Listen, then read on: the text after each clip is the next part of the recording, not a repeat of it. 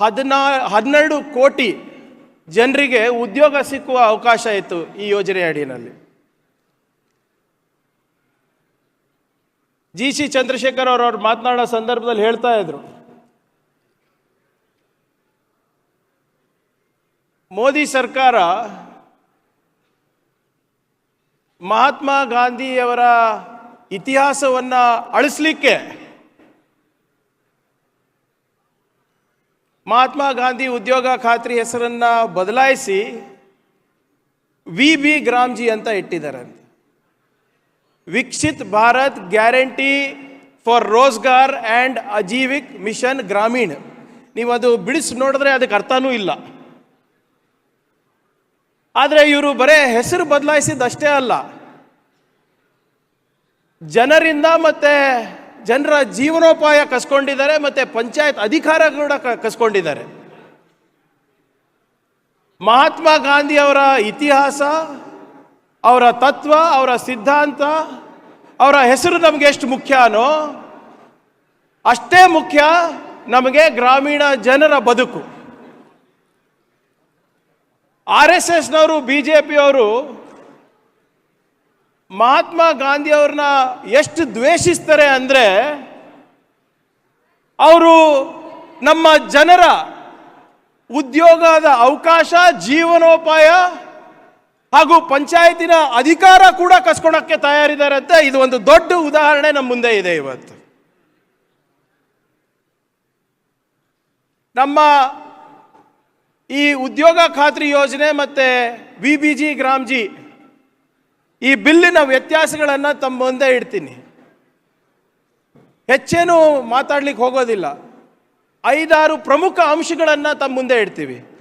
ತಮ್ಮೆಲ್ಲರಿಗೂ ಕೂಡ ಈ ಒಂದು ಕರೆಪತ್ರ ಸಿಕ್ಕಿದೆ ಅಂತ ಭಾವಿಸ್ತಾ ಇದ್ದೀನಿ. ನನ್ನ ಮನವಿ ಎಲ್ಲ ನಮ್ಮ ನಾಯಕರ ಹತ್ರ, ನಮ್ಮ ಕಾರ್ಯಕರ್ತರ ಹತ್ರ, ದಯವಿಟ್ಟು ಈ ಕರೆಪತ್ರವನ್ನು ಸುದೀರ್ಘವಾಗಿ ಆಲಿಸಬೇಕು, ನಾವು ಓದಬೇಕು. ಸುಮ್ಮನೆ ನಾವು ಅವ್ರು ಯಾವುದೋ ಒಂದು ಕಾಯ್ದೆ ತಂದಿದ್ದಾರೆ ಅಂದ್ಬಿಟ್ಟು ನಾವು ವಿರೋಧಿಸ್ತಾ ಇಲ್ಲ. ಭಾಳ ಸ್ಪಷ್ಟವಾಗಿ ನಮ್ಮ ವಿರೋಧ ಏನು ಮತ್ತು ಅದ್ರ ಪರಿಣಾಮ ಏನಾಗ್ಬೋದು ಅಂತ ಕೂಡ ಇದರಲ್ಲಿ ನಾವು ಹಾಕಿದ್ದೀವಿ. ವಿತ್ ಸೆಕ್ಷನ್ಸ್ ನಾವು ಕೋಟ್ ಮಾಡಿದ್ದೀವಿ. ಇದರಲ್ಲಿ ಈ VB ಗ್ರಾಮ್ಜಿ ಬಿಲ್ಲಿಂದ 3-4 ಭಾಳ ಪ್ರಮುಖವಾದಂಥ ಪರಿಣಾಮ ನಮ್ಮ ದೇಶ ಹಾಗೂ ನಮ್ಮ ಸಮಾಜದ ಮೇಲೆ ಆಗುತ್ತೆ. ಮೊದಲನೇದಾಗಿ, ನಮ್ಮ ಗ್ರಾಮೀಣ ಭಾಗದ ಜನರ ಏನು right to livelihood, right to work, ಆ ಅಧಿಕಾರ ಇತ್ತು, ಆ ಹಕ್ಕಿತ್ತು, ಆ ಜೀವನೋಪಾಯದ ಹಕ್ಕಿತ್ತು. ಆ ಜೀವನೋಪಾಯದ ಹಕ್ಕನ್ನು ಈ VB ಗ್ರಾಮ್ಜಿ ಬಿಲ್ ತರುವ ಮುಖಾಂತರ ಅದು ಕಸ್ಕೊಳ್ತಾ ಇದ್ದಾರೆ. ಒಂದನೇದು. ಎರಡನೇದು,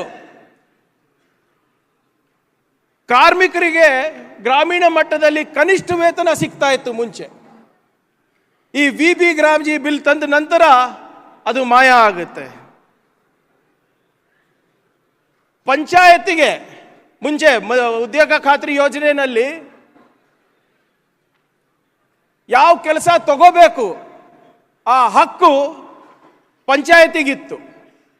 ಆದರೆ ಇವಾಗ ಆ ಹಕ್ಕು ಪಂಚಾಯತ್ಗಳಿಗಿಲ್ಲ. ಈಗ ಏನು ಕೆಲಸ ತಗೋಬೇಕು, ಎಷ್ಟು ಬಜೆಟ್ ಹಾಕಬೇಕು, ಅವೆಲ್ಲ ತೀರ್ಮಾನಗಳನ್ನು ದಿಲ್ಲಿ ತಗೊಳುತ್ತೆ, ಮೋದಿ ಸರ್ಕಾರ ತಗೊಳುತ್ತೆ. ಜೀವನೋಪಾಯದ ಹಕ್ಕು ಕಸ್ಕೊಂಡಿದ್ದಾರೆ, ಕೆಲಸ ಕೇಳುವ ಹಕ್ಕು ಕಸ್ಕೊಂಡಿದ್ದಾರೆ, ಪಂಚಾಯತಿನ ಅಧಿಕಾರಗಳನ್ನು ಕೂಡ ಕಸ್ಕೊಂಡಿದ್ದಾರೆ. ಮತ್ತು ವಿಶೇಷವಾಗಿ ಕೇಂದ್ರ ಸರ್ಕಾರದ ಪುರಸ್ಕೃತ ಕಾರ್ಯಕ್ರಮ ಆಗಿದ್ದರೆ ಅವರು ನಮ್ಮ ಜೊತೆ ಚರ್ಚೆ ಮಾಡಬೇಕಾಗಿತ್ತು. ಆದರೆ ಯಾವುದೇ ರೀತಿಯಾದಂಥ ಚರ್ಚೆ ಮಾಡಲಾರ್ದೆ ಇದನ್ನು ಈ VB ಗ್ರಾಮ್ಜಿ ಬಿಲ್ಲನ್ನು ರಾಜ್ಯಗಳಿಗೆ ತಂದುಬಿಟ್ಟು 40% ಎಕ್ಸ್ಟ್ರಾ ಹೊರೆ ನಮ್ಗೆ ಹಾಕ್ತಾ ಇದ್ದಾರೆ. ಮುಂಚೆ 100% ಗೌರ್ಮೆಂಟ್ ಆಫ್ ಇಂಡಿಯಾ ಫಂಡಿಂಗ್ ಇತ್ತಿದ್ದಕ್ಕೆ. ಈಗ ನಾವು 40% ಕೊಡಬೇಕು, ಅವ್ರು 60% ಕೊಡಬೇಕು. ಇವೆಲ್ಲನೂ ಸವಿಸ್ತಾರವಾಗಿ ತಮ್ಗೆ ತಿಳಿಸ್ತೀನಿ ಮುಂದೆ. ನಾವು ಒಂದು ಅರ್ಥ ಮಾಡ್ಕೋಬೇಕು, BJPಯವರು ನಮಗೆ ಯಾವ ದಿಕ್ಕಿನಲ್ಲಿ ಡಿಬೇಟ್ ಮಾಡಕ್ಕೆ ತಗೊಂಡು ಹೋಗ್ತಾ ಇದ್ದಾರೆ? ಅವ್ರು ತಗೊಂಡು ಹೋಗ್ತಾ ಇರೋದು ಹೆಸರು ಮೇಲೆ. ನಮಗೆ ಹೆಸರು ಮುಖ್ಯ ಅಲ್ಲ, ನಮಗೆ ಜನರ ಜೀವನೋಪಾಯ ಮುಖ್ಯ. ಅವರು ಬೇಕಂತ ನಮಗೆ ಗಾಂಧೀಜಿ ಮತ್ತು ರಾಮನ ಮಧ್ಯದಲ್ಲಿ ನಮಗೆ ಸಿಕ್ಕಾಕ್ಸ್ಬೇಕಂತ ಇದ್ದಾರೆ. ನಾವು ಆ ಜಗಳಕ್ಕೆ ಹೋಗಬಾರ್ದು. ನೀವು ಆ ಯೋಜನೆ ಹೆಸರು ಏನಾದರೂ ಕೊಡಿ, ಆದರೆ ನಮ್ಮ ಗ್ರಾಮೀಣ ಜನರಿಗೆ ಉದ್ಯೋಗ ಕೊಡಿ ಅಂತ ನಾವು ಕೇಳಬೇಕು. ನಮ್ಮ ಸರ್ಕಾರ ಬಂದಮೇಲೆ ಮತ್ತೆ ಮರುನಾಮಕರಣ ಮಾಡೋಣ ಬೇಕಿದ್ರೆ.